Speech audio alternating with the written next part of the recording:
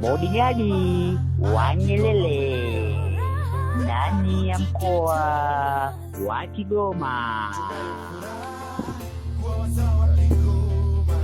Kwa hiyo ndugu yangu, Tanganyika ilipopata uhuru, mimi Brigedia Amiri Jeshi Mkuu wa Tanganyika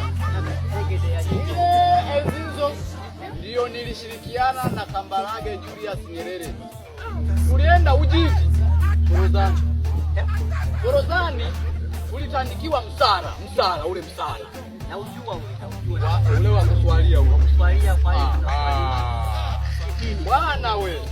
Tukaenda mpaka katikati ya ziwa Tanganyika. Unaona hiyo?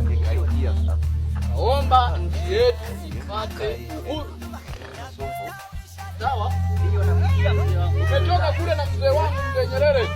Mimi nikawa bodyguard. Kwa hiyo bana, hii Kigoma ilikaliwa na watu wa mabepari. Na ndio maana Kigoma haikuweza kusonga mbele. Japo uhuru wa Tanganyika umepatikana Kigoma, wakubisha hayupo hata huyu hata moja. Alafu unasikia kwamba Kigoma uchawi.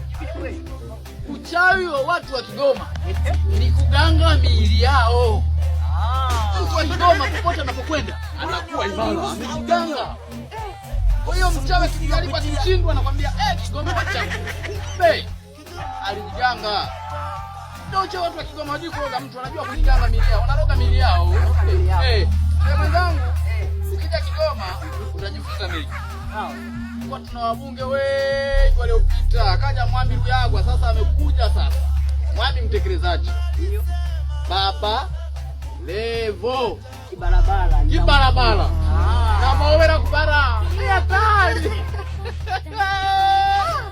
Baba, mimi sina mengi ya kusema.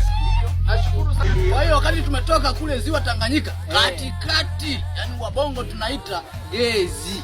Yani pale gezi, maji mengi sehemu yenye kina kirefu. Bwana, tunafika kwenye ardhi ya Kigoma kutoka ndani ya ziwa Tanganyika tukitembea juu ya msala. Mzungu akatetemeka huyo. Mzungu alikuwa na nyoka yake mkubwa, anatoka Maweni anapitia Bulega na shuka ziwani. Nyerere mchezo kupitia fimbo yake hii akamfyeka. Mpaka leo Nyerere akawa ni mshindi na nchi ikaitwa Tanganyika. Kwa hiyo historia ya Tanzania ilianzia Kigoma. Tanganyika. Wewe unaijua hiyo?